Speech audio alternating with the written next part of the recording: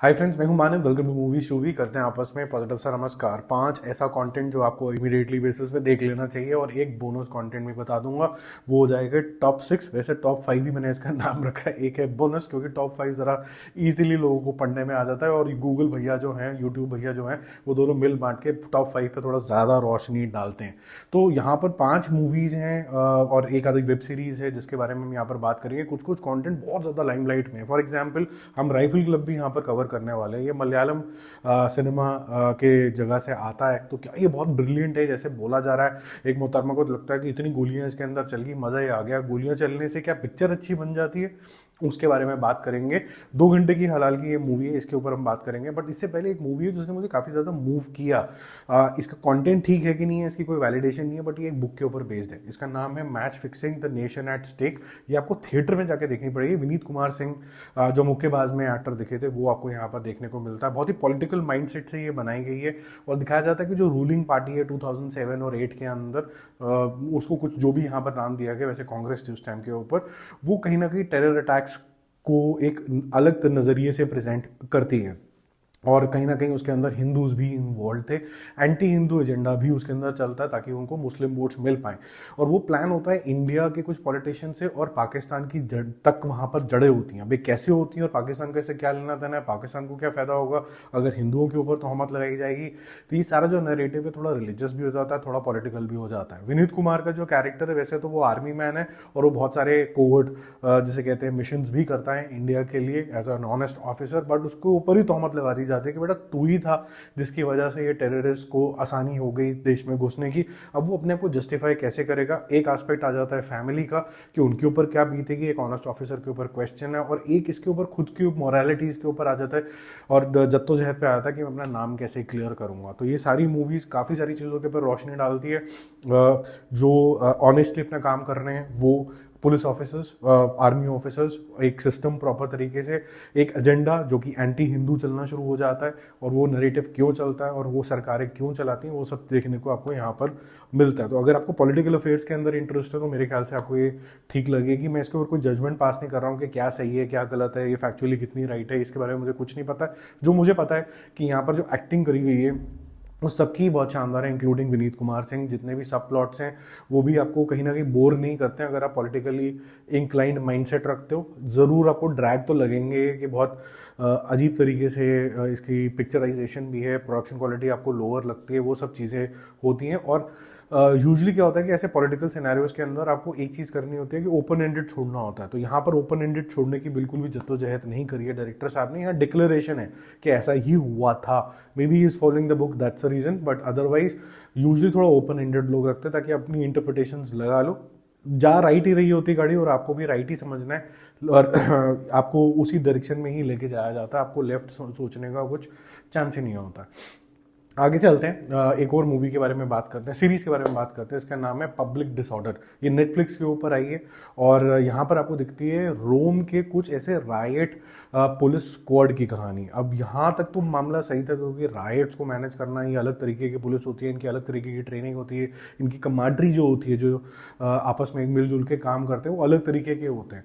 अब इनको एक इन्वेस्टिगेशन के अंदर डाल दिया जाता है कुछ सेट ऑफ लोगों को, क्योंकि कुछ सेट ऑफ लोग एक मेजर रोम के अंदर धरना होता है, उसके अंदर उनकी डेथ हो जाती है। अब इनकी वजह से हुई है, किसी और वजह से हुई है, ये सब चीज़ें इन्वेस्टिगेशन जो है वो काफ़ी इंटरेस्टिंग हो जाती है। लिमिटेड सीरीज है, इसके अलावा इसके अंदर कोई और एपिसोड नहीं आने वाले। अगर आप पुलिस और प्रशासन के बारे में जानना चाहते हैं कि कैसे होता है, वो आपको देखने को मिलेगा। उसके अलावा कोई खास चीज़ें नहीं है इसके अंदर, क्योंकि स्टोरी एज यूजुअल हो जाती है, क्योंकि अल्टीमेटली पुलिस ही है। तो किस तरीके का उनका रहन सहन रहता है, कैसे उनकी फैमिलीज जो होती हैं थोड़ा अंडर प्रेशर रहती हैं, खुद भी अंडर प्रेशर हो जाते हैं mentally, because whatever they see on daily basis is not very pleasant so to say. तो उनकी पर्सनल लाइफ कैसी हो जाती हैं, ओकेश बेसिस पे चलता है, कोई ज़्यादा ट्विस्ट एंड टर्न नहीं है। लेकिन जो इनकी आपस की कमांडरी है, यानी कि रिलेशनशिप डायनामिक्स है, उसके अंदर आप जरूर इन्वेस्ट हो जाते हो। मेरा मूवी शूवी स्कोर इसके लिए पब्लिक डिसऑर्डर के लिए रहेगा 2.5 स्टार आउट ऑफ 5। ये और बेटर बन सकती थी, और अगर ये मूवी होती तो मेरे ख्याल से ज़्यादा टाइटर होती। ये थोड़ा आराम से तसल्ली बख्श वाला काम हो जाता है, जो ज़्यादा ज़रूरत थी नहीं इसके लिए। तीसरे नंबर पे चलते हैं। गृह लक्ष्मी नाम की एक सीरीज़ आई है, ये एपिक के ऊपर आई है। ये देखने का कोई इरादा नहीं था, but in a way, in a very small way, if you want to support let's say Hina Khan, जो अभी स्ट्रगल करके अपनी बीमारी से बाहर आई हैं, and she is a brave woman so to say, तो मैंने कहा जरा देखते हैं ये है क्या। चंकी पांडे भी हैं इसके अंदर, दिव्येंदु बहुत ही ज़बरदस्त तरीके के एक्टर हैं, साथ में राहुल देव भी हैं। और ये जो criminal side of Chunky Panday है यहाँ पर बहुत बेहतरीन तरीके से दिखाया गया है। इससे पहले भी साउथ की एक आधी पिक्चर में ये क्रिमिनल बने हुए दिखे और काफ़ी इफेक्टिव लगे, यहाँ पर भी आपको काफ़ी इफेक्टिव लगेंगे। दिव्येंदु से आपको डर लगने लगेगा क्योंकि उसकी बॉडी लैंग्वेज इस तरीके की है, और चंकी पांडे का प्रेजेंस भी काफ़ी अच्छा लगेगा। राहुल देव का जो पुलिस वाला अवतार है वो देखा वाला लगेगा। इसके अंदर कोई ना तो लुक एंड फील में कुछ अलग है, ना उनके परफॉर्मेंस में कुछ अलग है। Hina Khan starts of well, but ये स्टोरी बहुत बुरी तरीके से फिर क्रम्बल कर जाती है, क्योंकि यहाँ पर आपको एक ऐसी हाउसवाइफ दिखाई जाती है जिसके वो ड्रग्स मिल जाता है और फिर वो ड्रग की दुनिया में ही चले जाती है, क्योंकि उसके लाइफ के सर्कमस्टांसेस उसको पुश करते हैं कि उसको पैसे चाहिए। अभी कैसे करती है, कैसे ये ऑलमोस्ट क्वीन ऑफ क्राइम के यहाँ पर बन जाती है, वो काफ़ी ज़्यादा अननेचुरल तरीके से यहाँ पर दिखाया गया। बहुत कमज़ोर मैं बोलूँगा स्टोरी है। यहाँ पर आपको फिस्ट पावर की ज़रूरत नहीं थी, आपको दिमाग की पावर ज़्यादा दिखानी थी। ये थोड़ा सा गड़बड़ हो गई है यहाँ पर, तो कहानी इतनी ज़्यादा इफेक्टिव नहीं है कि आप इसमें इन्वेस्ट हो पाओ। हालांकि जो एक्टर्स हैं वो सारे अच्छे हैं, तो उन्होंने अपनी ऑनेस्ट परफॉर्मेंस देने की कोशिश करी है, बट स्टोरी इतनी दमदार है नहीं। कुछ ट्विस्ट लाने की कोशिश करी गई है, बट वो रेगुलर क्राइम ड्रामा हो जाता है, वो जेंडर एग्नोस्टिक हो जाता है, चाहे वो आदमी हो चाहे औरत हो, इसी तरीके से क्राइम की दुनिया में वो आगे आगे बढ़ता है। कोई नए सिनेरियोज नहीं है जिसको आप देख के बोलो कि हाँ बड़ा मजा आया। मेरा मूवी स्कोर इसके लिए रहेगा 2 stars out of 5, but the bright spot will be all these actors will get noticed.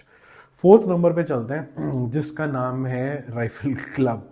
बड़े बड़े क्लेम्स हो जाते हैं कभी कभी कुछ कुछ मूवीज़ को लेके कि भाई बहुत ही बढ़िया हो गया, ये तो इतना गोलियां चल गई हैं, चल गया। ट्रस्ट यू मी, जब आप पहला 1 घंटे की पिक्चर देखेंगे, पूरा टाइम कर लेना, 2 घंटे की पिक्चर है, 1 घंटा 55 मिनट की, पूरे 1 घंटे तक भी मुश्किल से 1 या 2 गोली चलती हैं, मुश्किल से, और एक किक लगती है बस। कहानी 4 चीज़ों के ऊपर स्थित है। एक है राइफल क्लब, जो कि हंटर्स हैं, उनकी फैमिली है, वो वहीं पर हंसते खेलते रहते हैं, एक दूसरे के ऊपर बैंटर भी करते हैं, और वो एक अच्छी सी दुनिया आपको दिखाई जाती है। और क्योंकि वो थोड़ा सा उस ज़माने की बातें कर रहे हैं, जब 90s का ज़माना यहाँ पर दिखाया गया, और वो तो बात कर रहे हैं टीपू सुल्तान टाइप के राइफल्स और वो सबका, उनका पूरा जो हाउस है वो उस चीज़ों से भरा हुआ है, और एक गुफा भी है जहाँ पर उनके पास बहुत सारी बंदूकें हैं, लेकिन ये ओल्ड फैशन बंदूकें हैं, राइफल्स हैं, लेकिन ये लोगों को हंटिंग और ये सब चीज़ें बहुत तगड़े तरीके से आता है। ये तो होगी एक स्टोरी। दूसरा एक एक्टर है शाहजहां, जो रोमांटिक स्टार है, और उसको अचानक से बनना है, मतलब समझ लीजिए कार्तिक आ रहे हैं ना, अब जिसको एक्शन करना है, अब उसको एक्शन करने के लिए क्या करना होगा यार, बंदूक तो ढंग से पकड़ना है। उसकी ट्रेनिंग कर लेने के लिए पहुंच जाता है राइफल क्लब। उसके देखे देखी पीछे पीछे इसका एक कजन आ जाता है अपनी गर्लफ्रेंड के साथ, जिसने गलती से दयानंद नाम के एक आदमी का, जो कि चौथी स्टोरी है अनुराग कश्यप की, उसके एक बेटे को लात मार दी और वो गिर गया एक बिल्डिंग से नीचे, और फिर उसका बदला ये लोग कैसे लेते हैं। अब उनके पास तो पूरे हथियार हैं, क्योंकि वो खुद आर्म्स डीलर है अनुराग कश्यप, और उसका बेटा भी काफी खूंखार सा दिखाया गया, वर्सेस ये राइफल क्लब जो राइफलों के दम पे है लेकिन काफी स्किल्ड है। तो इनकी जो डिशम होगी आपस में, सेकेंड हाफ में जाके वो तब तक आपको पेशेंटली समझने पड़ेंगे सारे किरदार। उसके बाद कहानी थोड़ी सी शुरू होती है, किस तरीके से यहाँ की औरतों से लेके मर्दों से लेके किस तरीके से ये हंटिंग करते थे, उसकी थोड़ी सी झलक दिखेगी, और अब इनका हंट कैसे होने वाला ये आपको यहाँ पर दिखेगा। एक्टिंग सबकी बहुत बढ़िया है, नेचुरल है। मेरे ख्याल से जो चीज़ कट ऑफ बन चुकी है Telugu cinema versus Malayalam cinema is without any VFX, और ये जो ज़बरदस्ती के अंदर ग्राफिक्स डालने लग जाते हैं वो थोड़ा सा अंट शंट लगने लग गए हैं। राइफल क्लब में जो पॉजिटिव एस्पेक्ट निकल के आता है वो यही निकल के आता है कि आपको केरला की जो ब्यूटी है वो नज़र आता है। जंगल है तो जंगल की जो डरावना एस्पेक्ट ऑफ जंगल होता है कि अभी कोई खूंखार, जैसे यहाँ पर पिग दिखाया गया, आ जाएगा तो वो कैसा दिखेगा और कैसे आपको स्केयर क्रिएट होगा, ये सारी चीज़ें नेचुरल वे में दिखती हैं।